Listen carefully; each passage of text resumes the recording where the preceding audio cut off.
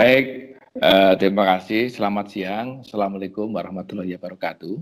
Bapak Ibu Waalaikumsalam sekalian, warahmatullahi ya, wabarakatuh. yang saya hormati dan banggakan Ketua maupun pengurus, penasehat serta anggota IAI wilayah Sumatera Utara. Selamat dan juga teman-teman dan narasumber, undangan dan peserta seminar online yang berbahagia. Jadi saya mohon maaf terlambat karena tadi saya diminta untuk memimpin suatu rapat yang tidak bisa kita hindari, sudah on, ternyata disuruh meneruskan. Bapak Ibu sekalian, dan juga berkaitan dengan COVID-19 ini, jadi harus saya pimpin sendiri. Alhamdulillah dan syukurlah pada siang hari ini sudah berjalan, sehingga saya ikut senang sekali sebagai Ketua DPN IAI bahwa IAI Sumatera Utara, walaupun di tengah-tengah pandemi, tapi alhamdulillah masih terus berproses dan meningkatkan produktivitas dengan melakukan webinar yang sekarang ini, walaupun ketuanya alhamdulillah Bu Profesor Erlina belum sempat kita lantik ya Bu ya. Apa perlu kita lantik secara virtual aja Bu ya, supaya cepat aja gitu. Jadi Profesor Erlina sudah memimpin dan juga sudah ada beberapa kegiatan, dan saya kira untuk kegiatan hari ini sangat bagus. Tadi sedikit saya mendengar yang terakhir saja dari penanya juga sangat bagus, karena memang hari ini semua anggaran, termasuk anggaran pemerintah, bagi sekarang APBN, dan tadi di wilayah Sumatera Utara APBD itu sekarang mengalami refocusing, mengalami ada perubahan, ada shifting, ada perubahan paradigma dan perubahan pola belanja, karena kita arahkan ke COVID-19 dan juga dengan kegiatan work from home ini banyak sekali perubahan-perubahan yang mendasar, dan juga ada penghematan-penghematan yang tidak perlu, dan ada beberapa sebetulnya yang perlu kita cermati, Bapak Ibu sekalian. Ini saya sedikit going to substansi, karena saya pernah seminar hal yang kurang lebih sama, adalah peranan Bapak Ibu sekalian untuk memberikan masukan yang sangat berharga, adanya konsep value for money. Konsep value for money, bagaimana APBD ataupun anggaran di setiap dinas itu menggunakan konsep yang paling hemat, yang bisa istilahnya penghematan anggaran atau spending less, bagaimana supaya ekonomis itu spending less, efisien dan spending wise, dan spending wisely untuk efektivitas. Ini penting karena di beberapa daerah yang saya lihat itu sangat besar pengaruhnya terhadap shifting ini. Bahkan kalau kita mau lebih ekstrim, Pak, ya ini agak sedikit ekstrim, yang namanya kalau APBD sekarang di lockdown ini, perubahan itu kalau di dalam teori budgeting itu kita berarti ke zero based budgeting. Ke zero based, artinya yang kita keluarkan di APBD itu betul-betul yang sifatnya komitmen. Yang sudah ada komitmen, misalnya belanja pegawai kita bayarkan, belanja yang sudah ada komitmen. Tapi non value added activities, kegiatan yang tidak ada nilai tambahnya yang selama ini banyak terjadi di birokrasi kita, itu otomatis hilang, termasuk perjalanan dinas, termasuk kita kunjungan-kunjungan yang barangkali dulu hanya menghabiskan DIPA. Apalagi nanti sampai dengan Desember itu kan dulu banyak sekali sosialisasi atau kegiatan-kegiatan yang sifatnya sebetulnya tidak lebih ke belanja langsung pada masyarakat, belanja publik, tapi kepada belanja aparatur. Nah ini dikembalikan ke kitohnya nampaknya. Diambil oleh karena itu saya teman-teman yang hadir di dalam webinar ini harus berpikir bahwa ini merupakan suatu hal yang harus ada hikmahnya, ada dikapitalisasi agar refocusing APBD itu kembali ke kitohnya, bagaimana APBD itu betul-betul bisa berorientasi kepada kepentingan publik. Betul-betul pada kepentingan yang kalau sekarang ini yang kena yang terpapar. Karena apa?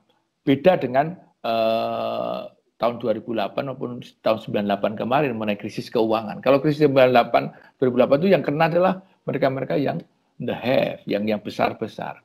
Nah, kalau yang COVID-19 ini yang kena langsung itu justru malah yang masyarakat yang lemah, masyarakat UMKM, masyarakat yang pengusaha-pengusaha yang sangat tergantung pada upah harian dan sebagainya.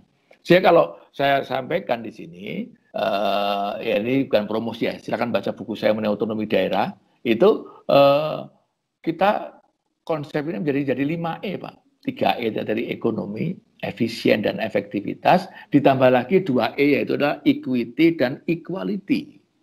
Agar teman-teman IAI bisa memberikan suatu advice, memberikan suatu yang sangat antisipatif kepada pemudanya. Ini kalau menyusun APBD itu ada orientasinya. Selain ke 3 hal tadi, ekonomi efisien dan efektivitas, ekonomi efisien dan efektivitas, juga ada equity dan equality. Artinya apa? Harus ada keberpihakan, ada pemerataan, ada keadilan. Nah sekarang ini yang dituntut oleh masyarakat menengah ke bawah, kalau saya katakan bahwa masyarakat ada 2, yang jelita sama yang jelata, ini APBD harus berorientasi pada yang jelata ini, yang kira-kira terdampak pada COVID-19 ini seperti apa. Agar anggaran APBD yang kehematan yang tadinya beli belanja aparatur diartikan pada publik ini lebih ke arah mereka yang terdampak. Walaupun kita tidak menutup mata, belanja untuk yang jelita pun juga penting karena mereka juga bisa survive, bisa untuk sustain dan bisa membayar pajak termasuk pajak daerah dan retribusi daerah. Jadi ini yang barangkali makna esensi dari webinar pada siang hari ini, karena saya terlambat masuk, saya langsung ke substansi. Agar apa? Agar teman-teman IAI bisa ikut menghitung mitigasi risiko. Mitigasi risiko kalau ini, dan itu juga terkait dengan reputation. Jadi Pemda bisa dilihat ini kepekaan terhadap masyarakat seperti apa. Alokasi anggarannya seperti apa. Shifting dari anggaran yang sifatnya lebih kepada belanja aparatur, misalnya dulu belanja tidak langsung, ini akan ada belanja langsung seperti apa. Tadi dari pertanyaan yang terakhir tadi, saya kira setuju sekali, mesti ada dari Kemendagri sebagai payung hukumnya untuk bisa mengetahui, dan saya kira kemarin Menteri Keuangan Kemendagri kan sudah banyak melakukan rapat dan banyak melakukan peraturan-peraturan yang sifatnya lebih praktis, misalnya pengadaan belanja yang tidak perlu kan tidak perlu dilakukan, pengadaan belanja barang, belanja modal, apalagi belanja modal yang sifatnya lebih ke tidak langsung pada pelayanan masyarakat. Ini kan penting untuk bisa diantisipasi sehingga betul-betul webinar ini bisa menghasilkan sesuatu yang bisa lebih ke arah yang lebih konkret, ya, karena belanja barang. Karena ada 3 hal Pak yang barangkali titik terutama di belanja APBD, karena selama saya ambil PSD dan juga saya sebagai Dirjen Perimbangan Keuangan dan saya sebagai Kepala BPKP dan saya sebagai Wakil Menteri Keuangan dulu, kan saya ada sifatnya, saya punya legasi yang namanya guntingan Wamen. Jadi teman-teman, karena saya di Wamen di Pojok Tinggi, teman-teman eselon 1 tidak bisa lagi membantah. Yaitu ada 3 hal. Yang pertama adalah cost awareness.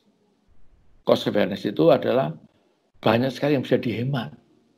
Terutama kalau di sektor publik itu belanja birokrasi, belanja perjalanan dinas, belanja honorarium, SK honorarium, belanja macam-macam dan sebagainya.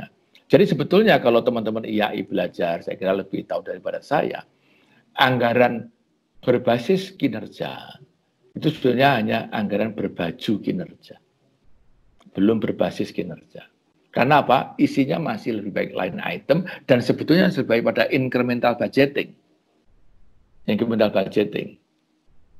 Walaupun performance base. Oleh karena itu pada saat kami di Kementerian Keuangan di Wamen, saya mencoba waktu pada Bu Menteri, saya laporkan, Bu, ini sebetulnya tidak cukup performance based budgeting, tapi mestinya ke activity based costing, activity based on performance based budgeting, itu yang lebih tepat. Jadi artinya performance based tapi dikaitkan dengan activity based. Activity based, karena teman-teman IAI sudah tahu kalau belajar mengenai akuntansi manajemen, akuntansi biaya adalah adanya cost driver.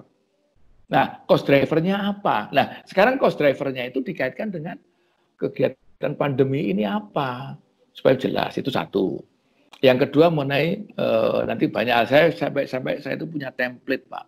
Di Kementerian Keuangan itu, setiap eselon 1 saya guntingi semuanya, yang lemak-lemak itu, termasuk yang ada istilahnya ada kantong semar, itu saya hilangi semuanya, supaya betul-betul anggaran itu seperti itu. Contohnya, konkretnya misalnya yang activity based itu ya Pak.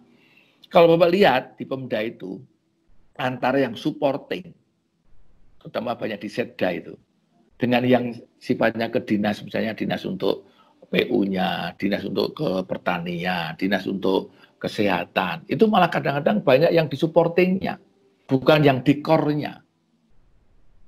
Jadi anggaran antara supporting dengan anggaran yang di core, itu justru banyak di supporting-nya. Berarti ini kan sudah nggak pas dari sisi performance-based budgeting.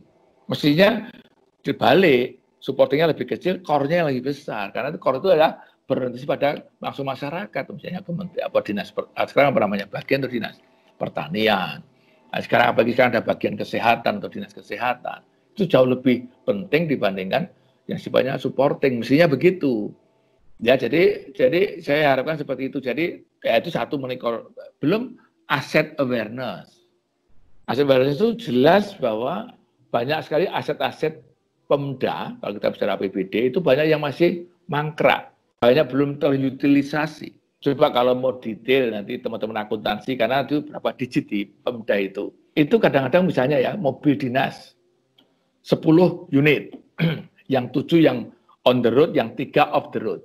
Kalau Bapak periksa, teman-teman IAI, berkaitan dengan Pemdanya, mungkin yang belanja pemeliharaan, bensinnya masih 10 unit loh Pak. Jadi off the road pun dia ada biaya pemeliharaannya, biaya apa namanya maintenance-nya, biaya bensinnya kan itu kan karena tidak benar juga. Belum itu kalau mobil, belum kalau rumah dinas supaya tidak dipakai untuk gudang, untuk arsip dan sebagainya. Padahal kita sudah menggunakan working space, ada gedung yang masih ada tapi kita tetap nyewa dan sebagainya. Jadi ini banyak hal yang masih bisa dihemat. Oleh karena itu ini momentum untuk ke situ. Dan juga berkaitan dengan misalnya tadi non value added activities, pasti itu akan hilang sendirinya. Jadi artinya kita teman-teman IAI sudah saatnya the golden time atau momentum untuk bisa memberikan advice kepada Pemda. Ini loh seharusnya template yang sebenarnya menyusun APBD itu kalau berada pada publik yang seperti ini kan contoh konkret. Apalagi kalau kita bicara money follow function dengan money follow program. Kalau money follow function itu ke masing-masing unit anggarannya. Padahal kita sini pemerintah presiden sudah money follow program. Ada program yang dilakukan. Sebenarnya program itu adalah misalnya sekarang program untuk mengatasi pandemi COVID-19. Ini adalah program lintas unit. Kalau di Kementerian lintas eselon 1. Nah, inilah transformasi anggaran.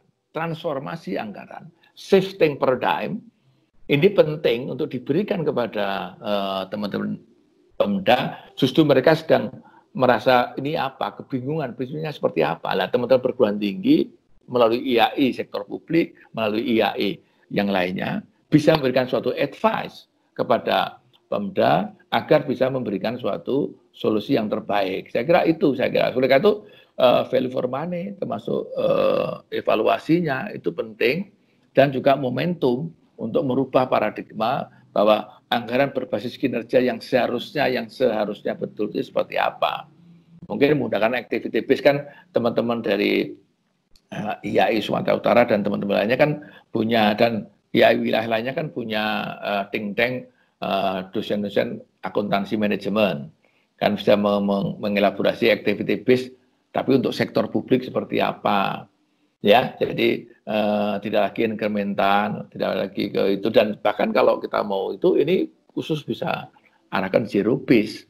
Zero base berarti berkaitan dengan activity base. Activity base-nya seperti apa? Karena sekarang itu orang kerjanya pakai laptop dan pakai handphone aja sudah cukup kok. Kerja dimanapun bisa. Ini kan berarti penghematan yang luar biasa. Yang suatu anggaran-anggaran seperti itu tidak ada lagi. Lah ini kan memberikan back to basic, kembali ke zero. Nah, itu namanya zero base budgeting seperti itu. Nah, nanti dikaitkan dengan activity base. Itu Pak barangkali yang bisa saya sampaikan di dalam forum ini, dan kami sekali lagi terima kasih pada IAI Wilayah Sumatera Utara yang bisa memberikan seperti itu. Kemarin juga IAI sektor publik sudah memberikan suatu tantangan juga dan beberapa, sehingga kalau sekarang memberikan advice menjadi konsultan Pemda, menjadikan suatu pembimbingan dan pendampingan, this is the right time. Ini adalah momentum yang bisa digunakan. Sehingga saya sebagai Ketua IAI mengapresiasi IAI Wilayah Sumatera Utara yang menginisiasi terkait dengan refocusing APBD dan juga manajemen risikonya ini penting sekali, dan itu momentum yang pas. Dan itu tidak hanya 2020, bisa 2021 untuk bisa memberikan masukan dan juga bisa bergandengan tangan dengan inspektur wilayah. Inspektur wilayah di daerahnya, baik provinsi maupun kabupaten kota, termasuk dengan Bapedanya, bagaimana merencanakan dengan baik dan mengevaluasi anggarannya agar betul-betul yang sesuai dengan harapan masyarakat, yaitu ya kalau istilah anggaran kinerja itu anggaran yang berkaitan dengan kinerjanya pemerintah. Kinerja pemerintah itu apa? Pelayanan. Pelayanan itu ada seperti apa? Yang memberikan maksimal masyarakat, dan itu harus didukung dengan apa? Dukung dengan anggaran, sehingga anggarannya harus berorientasi pada kepentingan masyarakat.